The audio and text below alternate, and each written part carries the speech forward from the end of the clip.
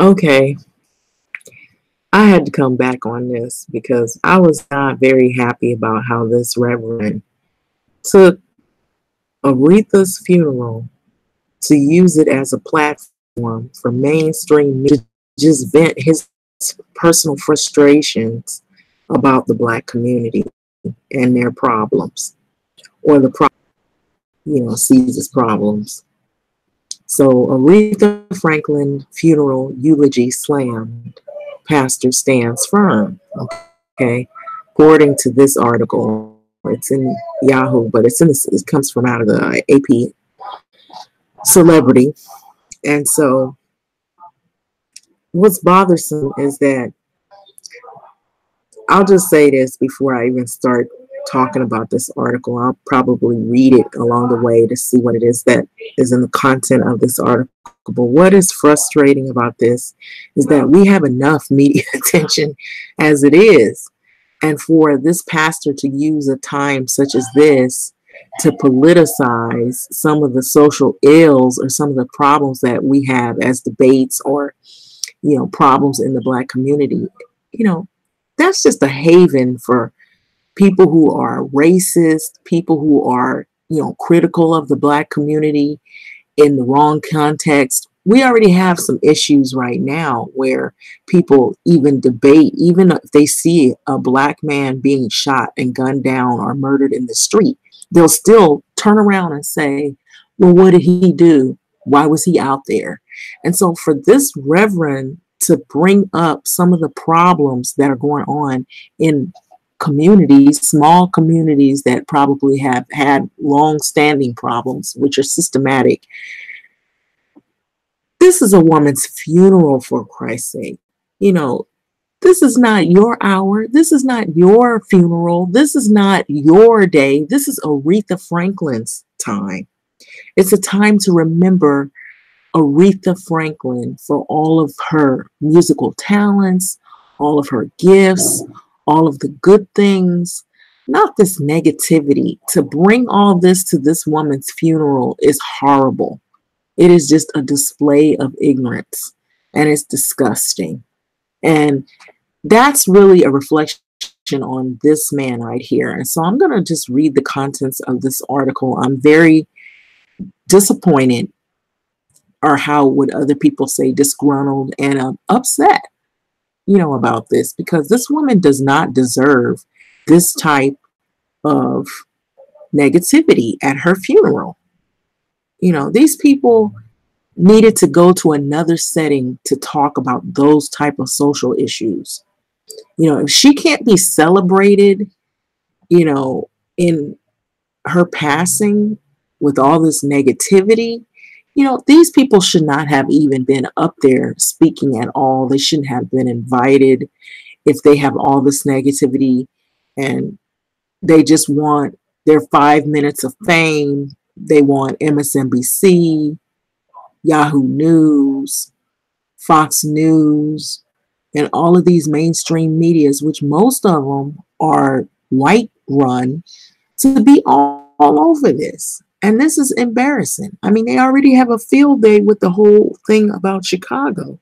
Now this woman does not deserve this. This is not the way her funeral should end. And this man, he needs to go take several seats. But I'm going to get into this article. So it was August 31st, 2018. It's a photo of this reverend here. And his name is Reverend Jasper Williams Jr. Okay, this is him here. And so anyway, I'll just go ahead and start reading. So Atlanta AP, a fiery old school pastor who is under fire for saying Black America is losing its soul at Aretha Franklin's funeral, stands firm by his words with the hope critics can understand his perspective. No, it depends on what critics that you are saying this to. You don't even know what all critics are listening to this. There may be some critics that are, how would you say, impartial, and then there may be some critics who just totally are against the Black community as a whole. They write us off. And for him to say this in a public setting, especially at a funeral, They're going to eat this up and they're going to use it to just basically validate all of this, the racism, all of the stereotypes, all of the things that have put us in the positions that some of us have to fight with today. And so for him to do this in a public setting at a woman's public celebrity publicized funeral is wrong. So Reverend Jasper Williams Jr. told AP, which is the Associated Press, in a phone interview Sunday, he felt his sermon was appropriate. And I don't. Appropriate. It's not an appropriate setting. So he said it's an appropriate at Franklin's funeral Friday in Detroit, which right there, just looking at that sentence, this is the woman's funeral. This is not a round table discussion. It's not at the White House. It's not the Black Caucus.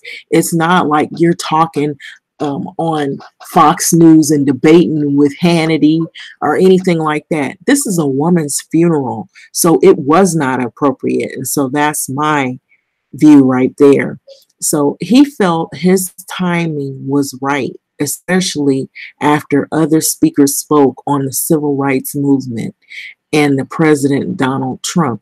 So some people did speak about Donald Trump, but the way and the context that they did it, they didn't put in a bashing of the Black community's social ills to say, let's prop all of those up. It's almost like, okay, so we have all these people shading some of the practices of Donald Trump. So let's put somebody in there who's going to pretty much counteract that. So it's like, I just think that people needed to save all of that and use that for a different setting. But that's my view on it. This is the woman's funeral, and they're not even showing respect for the woman who wrote the song Respect. So I was trying to show that the movement now is moving and should move in a different direction. He said, what we need to do is create respect among ourselves. Well, first of all, you didn't respect the woman's funeral by bringing all of that up. So Aretha is the person with the song Respect. Yes, she is. Something that you don't know. It's laid out for us and what we need to be as a race within ourselves. So we need to show each other and treat each other that way, with respect, of course. So we need to show each other respect. That was the reason why I did it. Well, I don't think this was appropriate. I don't think this was the right setting. I think if he really cared, he wouldn't have did it at this woman's funeral on mainstream media, which we know who it's going to go a whole nother way. So this was not the appropriate setting. So anyway, I'm going to go on to read the entire article, and then after that, I will voice some more of what I feel. I just do not like this. I think it's a lot of negativity that they brought to this woman's funeral. And then I will add some other stuff to it that I discovered early this morning.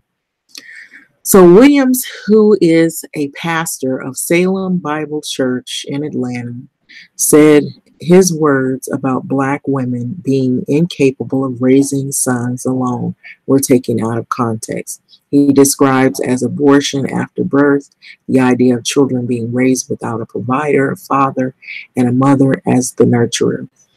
Many thought that Williams at Franklin. Wonder why. So who was a single mother of 4 boys? Yeah, she was. But the pastor said a household can become stronger with 2 parents rather than 1.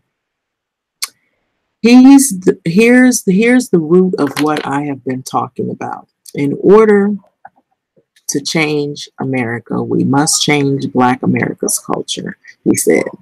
So we must do it through parenting. In order for the parenting to go forth, it has to be done in the home.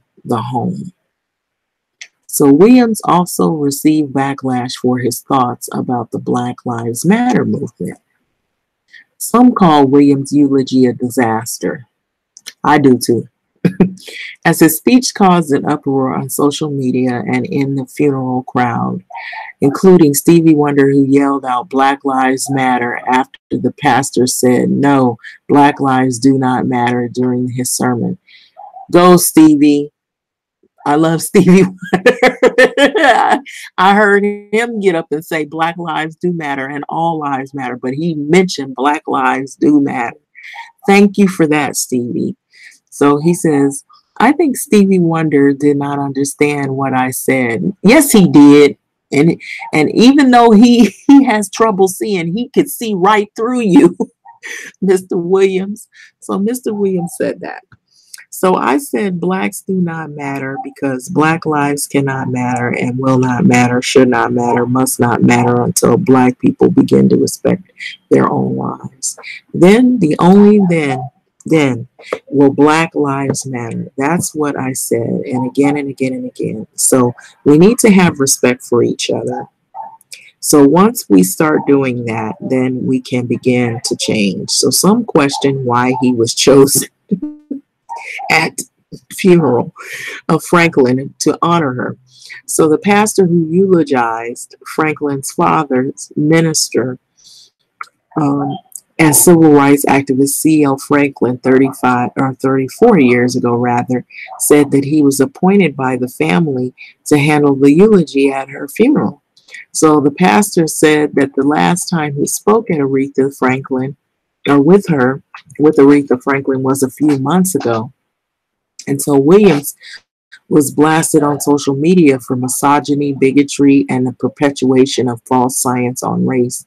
So he blamed integration and the civil rights movement for ripping the heart out of the black microeconomies that once relied on black-owned small businesses such as grocery stores, hotels, and banks. So I had did this prior, so I had read the first articles that they had put out on this, but this is like sort of like the pastor Jasper Williams, or Reverend Jasper Williams, is rebutting, basically standing firm on what he said. So this is sort of my rebutting as well, or well, another word, standing firm on what I say as well. You know, in my take on it. That is, which is also an opinion, and everybody's entitled to their opinion. But I just feel that he could have did this in a different setting. So Williams said that he hasn't heard one way or another from Franklin's family, but knows about the social media criticism on him, of him. So he knows that people have been talking about it and stuff. And so I'm sure much of the negativity is due to the fact that they don't understand what I'm talking about, he said. Anybody who thinks Black America is all right as we are now is crazy. Well, nobody said that we felt that it was all right. We just don't think you should have said that at the lady's funeral in that context with those people, with all those cameras, and it's going to be highly publicized. And so it brings also the baddies that are going to see that. So, and the baddies of what I mean, like racial people who don't really care too much for the Black community. You see already right now that they are real critical of that pastor that was standing next to Ariana Grande. And right now, all of that's coming out, that he grazed her. I seen an article where they said he grazed her breasts. And that, then they brought up the incident where he said he made the Taco Bell joke. They're making light of that whole thing. And then they said that it was a form of, well, he apologized. So there's some articles saying that he came out and apologized because he knows how critical people are. And so this pastor should also know that too. If they can see all of those different things and be extremely critical of that, you don't think they're not going to be critical of you saying Black lives don't matter? Yeah, all the races love that. They love hearing that. So that's just going to make them be even more racist and more critical of the Black community. Already there's something in the news about this Labor Day weekend, how there's a shooting in Chicago. They can't wait to highlight that. And so anyway, it goes on to say that we're not all right. So he's saying anybody that thinks that the black community is all right is crazy. And that we're not all right. It's a lot of change that needs to occur. I agree with that. There is a lot of change that needs to occur. But also with you publicizing social problems in a funeral setting on white mainstream media. Yes, I said it. That is not helping us either. So this change must come from within us. Nobody can give us things to eliminate where we are. So we have to change from within ourselves. It is ludicrous for the church not to be involved. The church is the only viable institution we have in the African American community. We must step up and turn our race around. Well, guess what? Most I say most. I say, I'm just throwing out a number here because I could be wrong. 75 to about 80% of black people do sometimes look to the church. And a lot of that is the reason why we're in the problems that we are in now. So maybe it's not the community in it of itself. Maybe it's the church that needs to change. Have you thought about that? There's reform for everything. There's police reform, there's educational reform, there's all kinds of social reform, there's lots of different avenues that they talk about of reform. How about reforming the African American churches or the black churches? Reform those, reform the thinking, restructure the people that are there so that they won't do this kind of stuff. Taking money out of the black community from poor black people who rely on the church. Some of the things that have come up even more recently have not really sit well in the black community. So the trust within those confines of the institution of the church are very questionable. So why not look at that instead of looking at the black community, which the church is supposed to have people that are sick. And it's supposed to help the people that are sick. Okay? But if people in the church that are running the church are sick and they haven't held themselves accountable for their illnesses, but they're pointing a finger at the communities and the people that are with outside of the community that they're supposed to be fostering, that's not helping either. So anyway, it goes on to say that we must step up and turn our race around. Okay, well, you have to start with yourself. So even though Williams spoke for about nearly 50 minutes of an 8-hour funeral, the pastor said that he didn't have enough time to delve deep into the sermon. I think he did enough by what he already has said. So he said that he will expound more on his sermon and how Franklin was originally named the Queen of Soul for the next 2 Sundays at his church. Now, see, now he's going to go off the camera, and we're not going to even be able to hear all of that. He just put some of the most hot button issues out there. And so now all the racists and all the followers of David Duke are going to run with that. So I think if she's immortalized, she should be immortalized, he said. Okay. All right. If we can turn Black America around, it would be the greatest and best immortalization we could probably give her for what she did for Black America and the world when she lived. Okay, so that's pretty much the article, and I kind of threw in there a little bit of the things that I was saying. So right now, you have, if you look to the right of me, it says Bishop apologizes for touching Ariana Grande at Aretha's funeral. There's articles all over about that. And then there's also some more articles that are dealing with the whole issue behind Farrakhan being in the front, sitting. He was there to honor Aretha Franklin, and some people are not happy about that. And so if they can see all of that, you don't think that they see this controversial message? This is something that he should share with Black people on how he feels of his vent or his opinion and his agenda of what he feels in his point of view, not in a public setting on a white mainstream media platform, which that's what's going to go on Fox News. He'll probably end up on Fox News. I wouldn't be surprised if he would, because they love this kind of stuff. And so that's where I'm coming from. I just think this was not the appropriate place for our time for him to be sharing his opinion, his personal opinion. You know, some of it might have been taken well by some people. They might understand other points of it, but not everybody really enjoyed or embraced these vents from this past. And I just think that he should have had picked another day and time to do this, not at this woman's funeral. And so that's my take on it. You know, I just feel like, you know, there's been a lot of disrespect even at the woman's funeral. Here we got people, they couldn't wait. They couldn't wait. You know, when the woman was singing, the young lady, Ariana Grande was singing at Aretha's funeral, I just knew in my bones somebody was going to say something.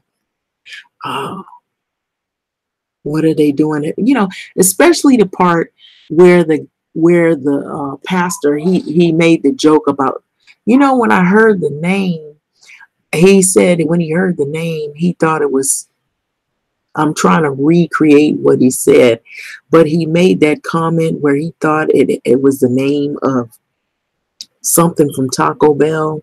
Sound like he said maybe a food or something like that. Correct me if I'm wrong, but when he said that right then, I knew somebody was gonna like be offended by that. And I'm like, don't do this, don't do this, you know. And I'm just thinking maybe he didn't really, you know, think clear. But I just feel like he should have kept his mouth shut too. He really should have. He should not have said that, because you on public display. All of America can see this funeral. And so everything you do, they're looking at it. And, you know, I don't know. I didn't really look, you know, I know too, people made comments about Bill Clinton, how he's looking at Ariana Grande. And we kind of know the history. Some of us do. Some of us don't know the history on Bill Clinton. And then this morning, I was looking at, I don't know if it was CNN. I think it might have been CNN or Fox or whatever. It might have been a connection. I feel they all the same. Mainstream media, where a critic was talking about Farrakhan and how he disliked the idea that he was trying to find out who invited Farrakhan to Aretha's funeral.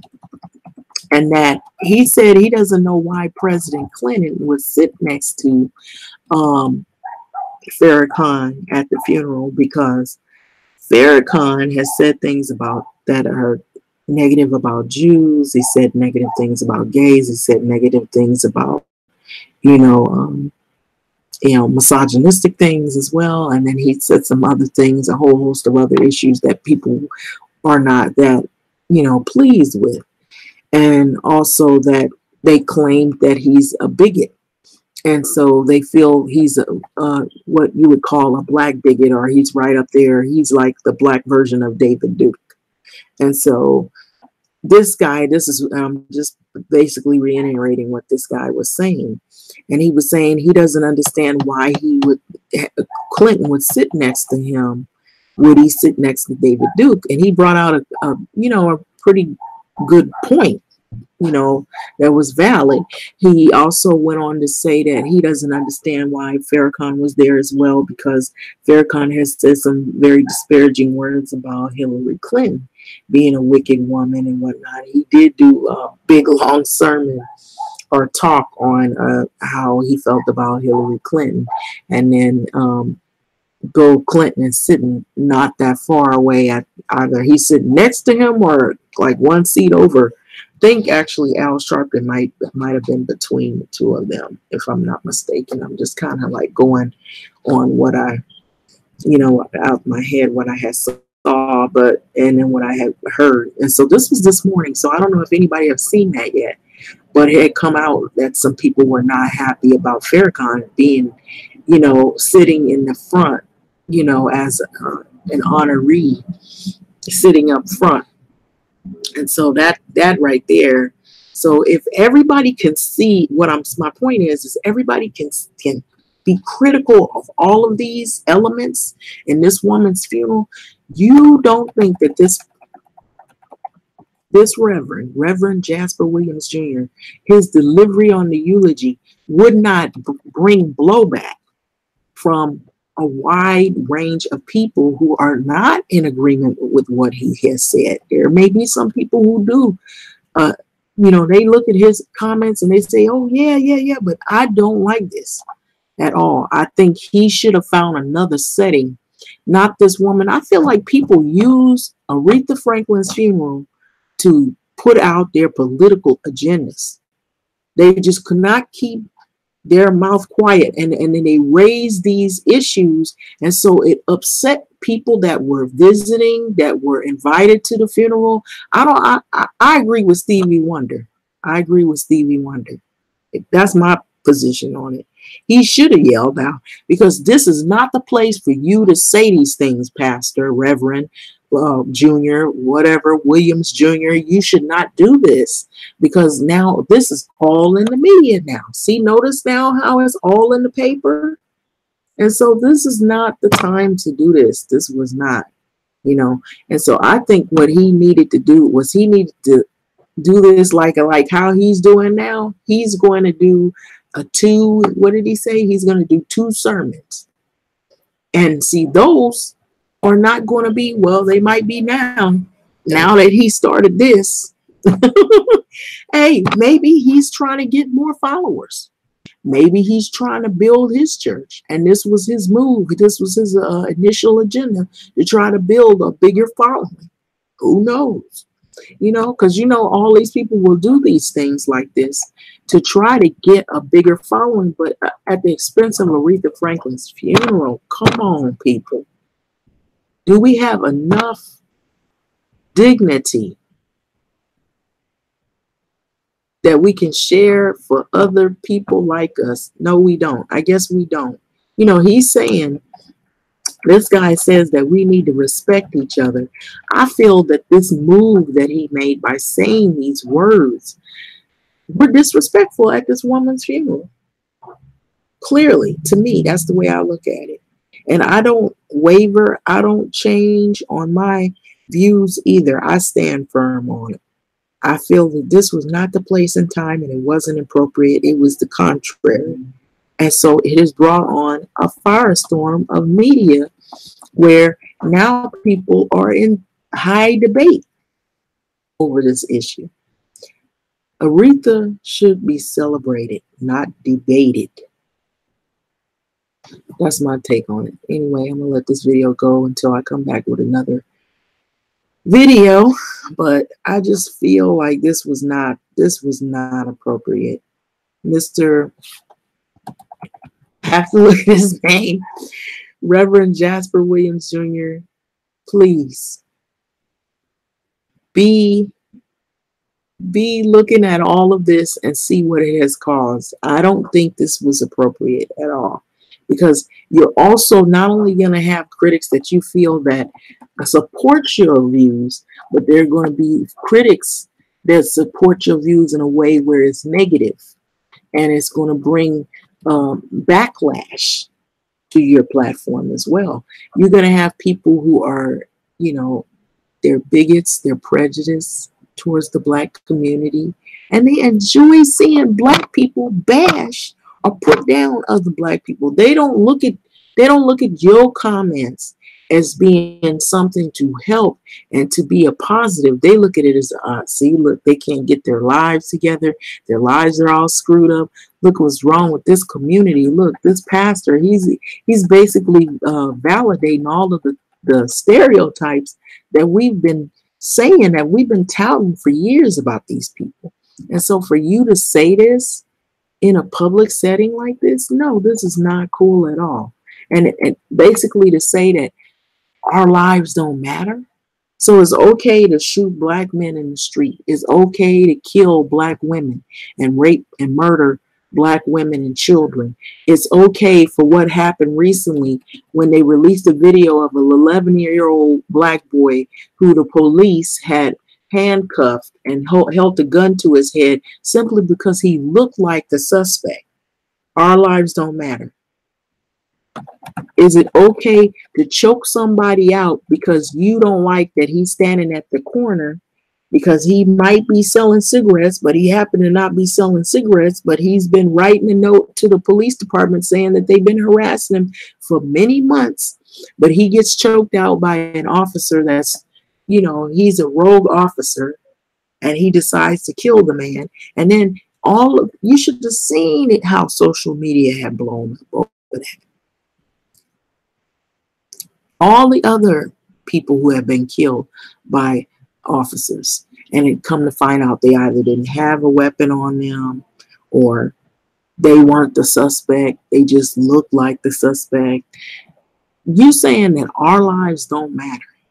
Sandra Bland, our lives don't matter? Is that what you're saying? All of those lives don't matter.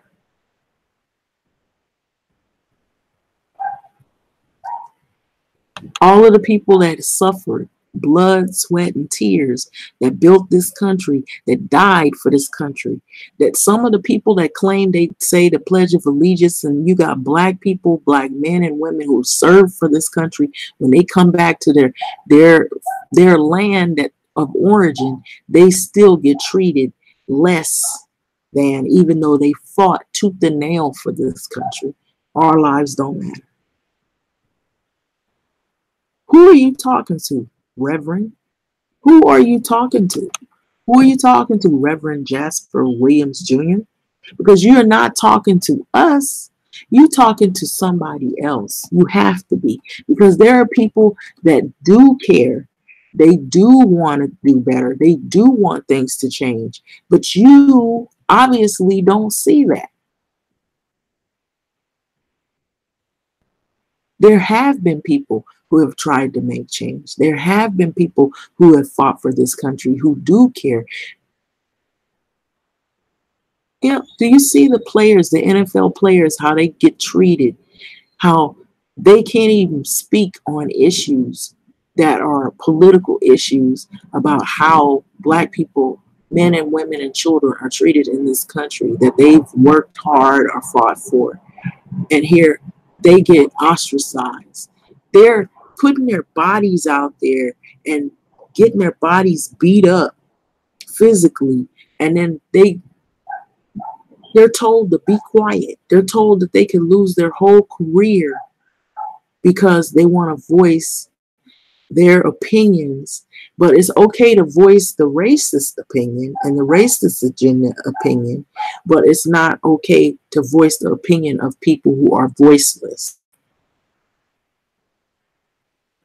They show protest in a positive way by using nonviolence, and they get bashed and they get put down and they get treated like they held a gun to people's heads, and they haven't. They want to kneel for the flag because they want to honor all of the black men and women who fought for this country and died and came back and couldn't find a place to live, or they got called the N-word, or they got treated harshly by the very police officers who they fought for this country to be here.